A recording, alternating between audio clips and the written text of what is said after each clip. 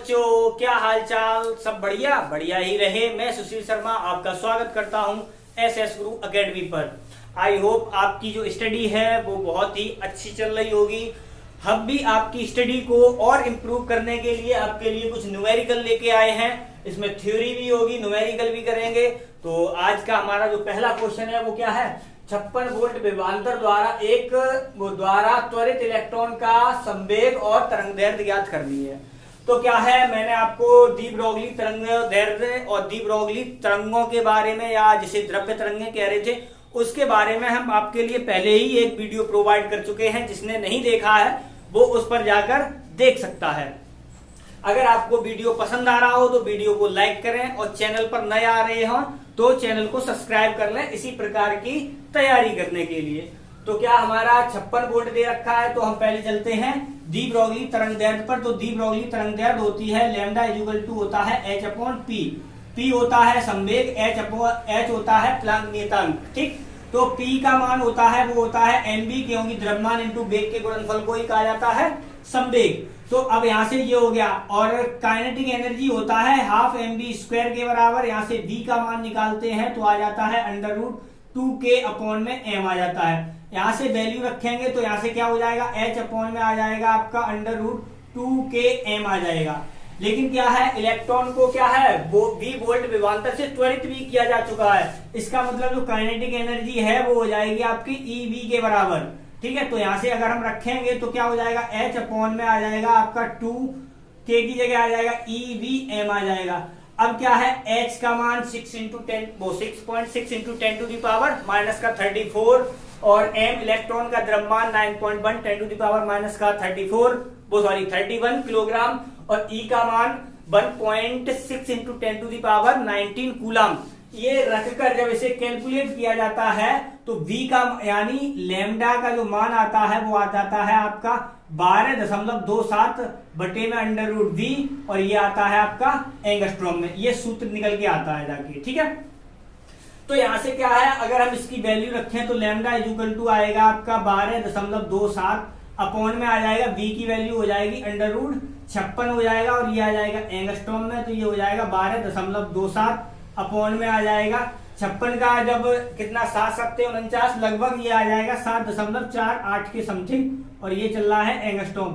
और लगभग जब इसे भाग करोगे तो आपका आ जाएगा 1.6 के लगभग, और ये किसमें आएगी, एंगस्ट्रॉम में, क्योंकि तरंगदैर्घ्य एंगस्ट्रॉम में है इसलिए ये एंगस्ट्रॉम में आ जाएगी। ठीक, अब क्या है, यहाँ से अगर हम यहाँ से देखो P संवेग निकालना चाहें तो यहाँ से निकाल सकते हैं। तो यहाँ से रख दो, तो P का जो मान आएगा वो आ जाएगा h अपॉन में आ जाएगा लैम्डा। h का मान होता है 6.6 into 10 to the power minus का 34, और अपॉन में लैम्डा की वैल्यू हो जाएगी आपकी 1.6 into 10 to the power minus का 10। ठीक, तो यहाँ से क्या है, ये कितनी बार जाएगा, 5, 16 5 80 नहीं जाएगा, 16 चौक 64, और 16 एकम 16, लगभग इतना चला जाएगा। और कितना 16 एकम 16 और 4 बचेगा, 16 दूनी 32, लगभग इतना मैं लिख दे रहा हूं। ठीक है, माइनस का हो जाएगा 24, और ये हो जाएगा किलोग्राम मीटर पर सेकेंड, क्योंकि संवेग का मात्रक क्या होगा, ये होगा। तो ये हो गया आपका पहला क्वेश्चन, यानी एक आंसर ये हो गया, दूसरा आंसर आपका ये हो गया। अब क्या है, दूसरा क्वेश्चन ये है, स्वयं प्रेरण गुणांक की परिभाषा लिखिए। 5 हेनरी के एक प्रेरक में 0.1 सेकेंड में धारा 12 एम्पियर से 7 एम्पियर हो जाती है।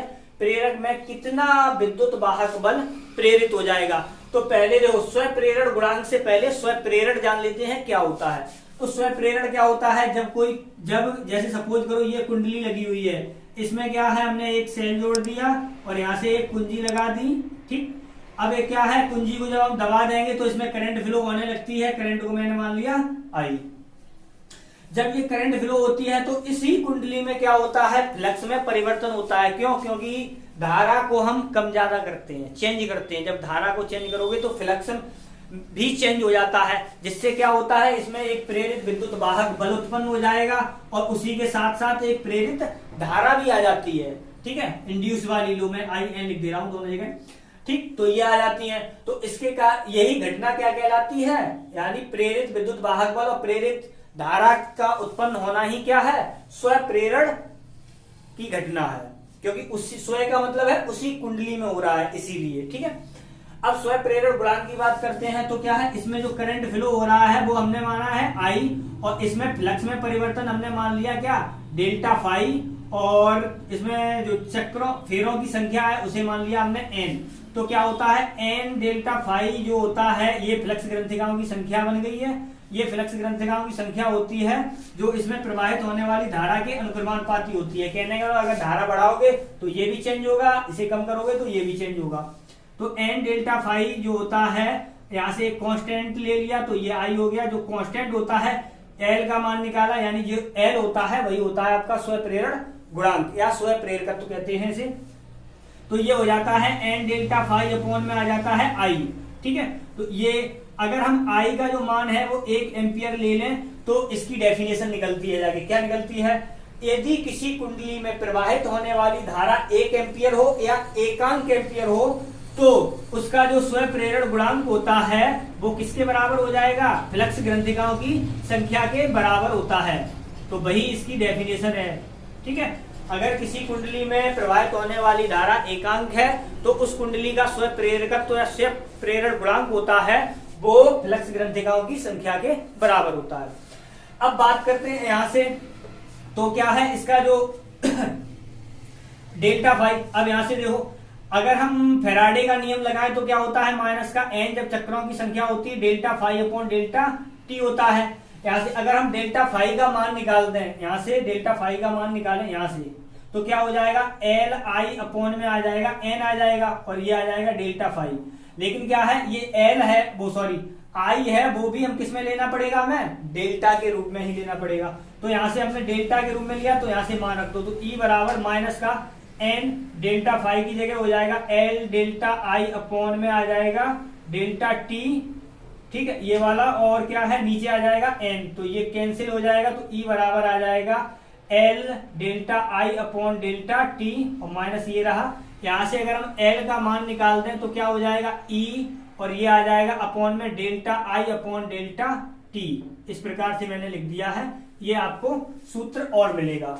अब यहां से आपको ये पूछा है कि प्रेरित विद्युत वाहक बल की गणना करनी है, तो देखो प्रेरित विद्युत वाहक बल की गणना करने के लिए हमारा यहाँ पर लिखा है, लेकिन ये जो माइनस चिन्ह होता है वो सिर्फ इसलिए आता है कि जो फ्लक्स में परिवर्तन हो रहा है जिसके कारण प्रेरित विद्युत वाहक बल उत्पन्न हो रहा है वो विरोध करता है, यानी ये फ्लक्स ये नहीं चाहता कि हमारे अंदर चेंज हो, सीधी सी बात ये है। तो यहां से ये यानी अब हम यहाँ पर इसकी वैल्यू रख के निकालते हैं, तो ई का जो मान आएगा वो क्या आ जाएगा, अब देखो मैं नेगेटिव साइन हटा दे रहा हूं, वो सिर्फ परिवर्तन को का विरोध करता है सिर्फ। तो यहाँ से एल का मान कितना है, तो देखो एल ये दे रखा है आपका 5 इंटू, और डेल्टा आई का मतलब 12 में से 7 गए तो ये भी बच गए कितने, 5 अपॉन में और क्या है, हाँ, और डेल्टा टी नीचे है, डेल्टा टी का मतलब कितना है 0.1 सेकेंड। तो यहां से इसे हटाया तो ये हो गया, टोटल हो गया जाके 225, और ये आ गया आपका किसमें, वोल्ट में। तो ये हो गया आपका ये वाला न्यूमेरिकल। ठीक, अगर बात की जाए तीसरे क्वेश्चन की, तो तीसरा क्वेश्चन क्या कहता है, एक तार के अनुप्रस्थ काट का क्षेत्रफल 1 × 10⁻⁷ मीटर स्क्वायर तथा तार में मुक्त इलेक्ट्रॉनों की संख्या इतनी है तो यानी 3.2 एम्पीयर की धारा प्रवाहित हो रही हो तो तार में धारा घनत्व और अनुगमन वेग की गणना करनी है। अच्छा ठीक, तो यहां से देखते हैं इसके लिए भी देखो आपको क्या दे रखा है, क्षेत्रफल ए का मान दे रखा है आपको 1 × 10⁻⁷ मीटर स्क्वायर। ठीक, और क्या है, तार में मुक्त इलेक्ट्रॉनों की संख्या एन का मान दे रखा है आपको 2 × 10⁸, और ये होगा प्रति मीटर क्यूब में, क्योंकि ये एकांक आयतन में इलेक्ट्रॉनों की संख्या होती है। और धारा की मान दे रखा है आपको 3.2 एम्पियर दे रखा है। ठीक है, तो ये दे रखा है। अब इसे क्या है आगे देखते हैं, तो आगे अब इसमें क्या है, तो देखो एक सूत्र होता है I बराबर, हम डायरेक्ट लिख रहे हैं, एक होता है NeAVD, ये होता है सूत्र, जहां N होता है मुक्त इलेक्ट्रॉनों की संख्या, लेकिन किसमें, एकांक आयतन में। ठीक है, E होता है आवेश की मात्रा, A होता है जो भी आपने वहां पर एरिया ली है उसका क्षेत्रफल, VD होता है वहां पर अनुगमन वेग। और अनुगमन वेग भी क्या होता है, देखो जब क्या होता है, तार के सिरों पर क्या लगा दिया जाता है, एक बैटरी या सेल लगा दी जाती है। तो जो सेल अपनी ऊर्जा देती है वो किसमें टकरा, यानी जो इलेक्ट्रॉन होते हैं उसके अंदर, चालक के अंदर या तार के अंदर, तो वो टकराने पर उतनी ऊर्जा खर्च करते रहते हैं। यानी बैटरी लगाने पर भी उसकी उनकी ऊर्जा में कोई परिवर्तन नहीं होता है, वो अपने लगभग नियत चाल से ही चलते रहते हैं। तो इलेक्ट्रॉन होते हैं जो ये उनके नियत चाल होती है, वही उनकी जो नियत चाल है वही कहलाती है आपका क्या, अनुगमन वेग कहलाती है, जिसका मान लगभग 10 पे पावर माइनस का कितना होता है। आपको इस सवाल का कमेंट बॉक्स में आपको जवाब देना है, ठीक है, कि मुक्त यानी ये अनुगमन वेग का जो मान होता है वो कितना होता है, ठीक है। तो इतना भी बता दे रहे हैं, पावर आएगी वो माइनस में आएगी, यहां से ये हो गया। हाँ, यहां से मान, अब देखो हमें किसका मान निकालना है, पहले अनुगमन वेग का ही निकाल लेते हैं। तो अनुगमन वेग का मान क्या हो जाएगा, बी डी इक्वल टू आ जाएगा आई अपॉन एन ई ए। आई की वैल्यू आपको दे रखी है यहाँ पर 3.2 बटे में, यहाँ पर एन का मान दे रखा है 2 इंटू 10 पे पावर 8 इंटू ई का मान निश्चित होता है, इतना होता है माइनस का 19 और इंटू, और ए का मान दे रखा है 10 पे पावर माइनस का 7। देखो 16 दूनी 32, ये डायरेक्ट हो गया, पूरा ही पूरा खत्म हो गया। अब कितना बचा, 1 में बचा है, यहाँ पर पावर कितनी है, 10 पे पावर प्लस की है 8 और माइनस के कितने हो जाएंगे जाके आपके 26, ठीक है। तो यहां से कितना बचेगा, 10 पे पावर बच जाएगा माइनस का 18 और ऊपर जाके हो जाएगा प्लस का 18। ये क्या अनुगमन वेग निकला है, जिसका मात्रक होगा मीटर प्रति सेकंड।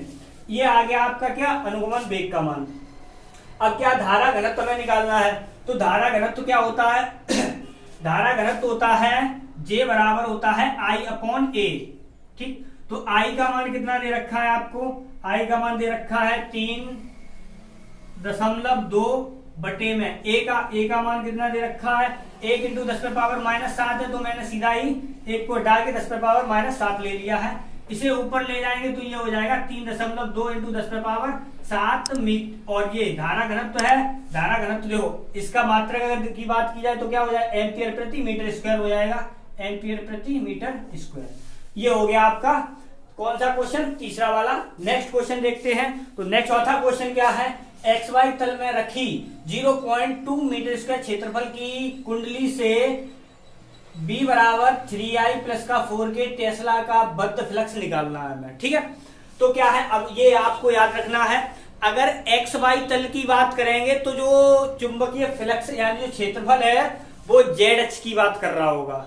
अगर आप, चलो यहां लिख देते हैं, अगर एक्स वाई तल की बात करेगा तो आप ये मान के चलो यहाँ पर जो अक्ष होगी वो जेड अक्ष की बात कर रहा होगा, ठीक। अगर यहाँ पर एक्स जेड की बात कर रहा होगा तो यहाँ पर वाई अक्ष की बात हो रही होगी।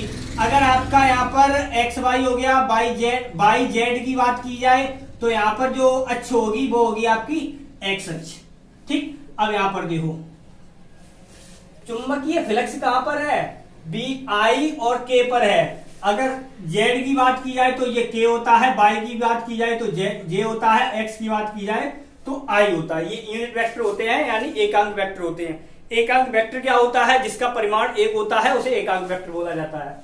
अब यहां से तो इसका मतलब बी ये दे रखा है और ये दे रखा है। अब हमारा जो चुंबकीय फ्लक्स होता है, हाँ चुंबकीय फ्लक्स है, फाई बी बराबर होता है आपका बी ए होता है। वैसे कॉस थीटा होता है लेकिन थीटा का यहाँ पर कोई वैल्यू नहीं दे रखा है इसलिए ये हो जाएगा, ठीक। तो यहां से b का मान हो गया, यानी b का मान कितना दे रखा है 3i प्लस का 4k दे रखा है और यहाँ पर इनटू, अब यहाँ पर आपको कितना दे रखा है 0.2। अब यहाँ पर i के रूप, सॉरी किसके रूप में, देखो यहाँ पर k के रूप में लिया जाए, यानी z अक्ष की बात की जाएगी तो यहाँ पर क्या लिया जाएगा, यूनिट वेक्टर k लिया जाएगा। तो यहाँ से डॉट प्रोडक्ट निकालेंगे तो यहाँ पर देखो k का k के साथ गुणा होगा तो 0.8 और k स्क्वायर की वैल्यू हो जाएगी 1 और ये आ जाएगा आपका किसके रूप में, वेबर के रूप में, ठीक है। तो ये हो गया आपका क्या, चुंबकीय फ्लक्स का मान आ गया। ये बस आपको ये बात याद रखनी है, ये तल दे रहे हैं कि आपको अक्ष दे रहे हैं, ये भी ध्यान रखना है। अब यहाँ पर क्या है, एक आदर्श ट्रांसफार्मर की प्राथमिक द्वितीय कुंडली में फेरों की संख्या 1100 और एक यानी 110 है। प्रथम यानी फर्स्ट वाली जो फर्स्ट कॉइल है यानी प्रथम कुंडली में सप्लाई 220 वोल्ट है। सेकेंडरी कॉइल में से जुड़े प्रतिबाधा इतने हो तो कुंडली में ली गई धारा, कुंडली द्वारा ली गई धारा। अच्छा ये निकालना, देखो यहां से क्या है, जब मैंने आपको ट्रांसफार्मर के लिए बताया था, पढ़ाया था, जिसने वो भी लेक्चर नहीं देखा है, नहीं पढ़ा है, तो पहले उसे देख ले, इसके बाद ये समझने में बेहतर आएगा। ठीक है, लेकिन ये भी ध्यान रखना है, वहां पर हमने ट्रांसफार्मर के लिए बात की है, वहां पर आदर्श ट्रांसफार्मर की बात नहीं की थी मैंने। अब यहाँ पर देखो आदर्श लिखा है, तो हम आदर्श ट्रांसफार्मर की बात करते हैं। तो आदर्श ट्रांसफार्मर में क्या होता है, जो आपका एनर्जी लॉस होता है, क्योंकि वहां पर भंवर धारा, फ्लक्स और तावे, इसमें ऊर्जा का ऊष्मा के रूप में क्षय होता रहता है। लेकिन आदर्श ट्रांसफार्मर में क्या होता है, ये जो ऊर्जा होती है वो ना के बराबर मानते हैं कि क्षय हो ही नहीं रही है। और यहाँ पर जो कुंडलियों में प्रतिरोध लगता है, क्योंकि प्रतिरोध लगेगा तभी तो ऊर्जा का ऊष्मा के रूप में क्षय होगा, तो जो प्रतिरोध होता है उसे 0 मान लेते हैं। और वहां पर क्या होता है, जो नर्म लोहे की क्रोड लगी होती है ट्रांसफार्मर में, लेकिन यहाँ पर आदर्श ट्रांसफार्मर में किसकी, सिलिकॉन की क्रोड लगाई जाती है। और क्यों लगाई जाती है, क्योंकि इसकी जो चुंबकशीलता या पारगम्यता होती है वो अनंत मानी जाती है, इसलिए वहां पर एनर्जी लॉस होता ही नहीं है, ना के बराबर होता है। और इसीलिए क्या है, आदर्श ट्रांसफार्मर की जो दक्षता होती है वो, देखो आम ट्रांसफार्मर की दक्षता लगभग 90% तक मानते हैं, लेकिन आदर्श ट्रांसफार्मर की दक्षता होती है वो आपकी लगभग 98-99 यहां तक पहुंच जाती है। मतलब बहुत ही अच्छा ट्रांसफार्मर माना जाता है उस कंडीशन में। तो उसी की बात करते हैं। तो यहाँ पर जब फॉर्मूला निकाला था तो मैं डायरेक्ट लिखता हूं, तो आपका लिखा था, देखो यहाँ पर आप पूरा लिखेंगे, NS अपॉन में क्या था, NP था, यानी सेकेंडरी कॉइल की बात करते हैं, और प्राइमरी कॉइल की बात करते हैं। और BS अपॉन में था, VI था, वो सॉरी VP था, यानी प्राइमरी। और ऐसे ही यहाँ पर क्या है, ES अपॉन में आता है, EP आता है, और यहाँ पर IP अपॉन IS आता है, और इसी को मान लिया जाता है परिणमन अनुपात माना जाता है। उच्चाई ट्रांसफार्मर के लिए R का मान 1 से बड़ा और अपचाई के लिए R का मान 1 से छोटा होता है। अब यहाँ पर बात करते हैं, जो जो हमें दे रखा है उसकी बात करते हैं। देखो यहाँ पर चक्रों की या फेरों की संख्या दे रखी है, इसका मतलब है NS का, हम डायरेक्ट लिख रहे हैं, NS अपॉन में दे रखा है आपको NP बराबर, यहाँ पर यूज हो रहा है किसका, देखो प्रतिबाधा यानी प्रतिरोध आ रहा है, और वोल्टेज, वोल्टेज के लिए ले रहे हैं तो BS अपॉन में आ रहा है BP। अब यहाँ पर देखो इन्होंने चालाकी क्या चली है, यहाँ पर तो मैं देखो डायरेक्ट ये नहीं दिया, वोल्टेज नहीं दे रखा है, उन्होंने पूछा क्या, कुंडली में धारा पूछी और प्रतिबाधा दे दी है। लेकिन क्या है, प्रतिबाधा भी होता है, वो प्रतिरोध ही होता है। अंतर ये होता है, वहां पर जब LCR सर्किट होते हैं वहां पर प्रतिबाधा का और इसका क्या नाम है, ओम जो प्रतिरोध होता है वहां जुड़ घट जाता है। लेकिन यहाँ पर भी जो Z है, यानी ये वहां पर शो की जाती है Z से, लेकिन यहाँ पर भी हम Z से लिख सकते हैं, लेकिन Z का मान भी प्रतिरोध के बराबर यानी R के बराबर ही आएगा, इसलिए मैं इसे चेंज नहीं करके डायरेक्ट R ही लिखूंगा।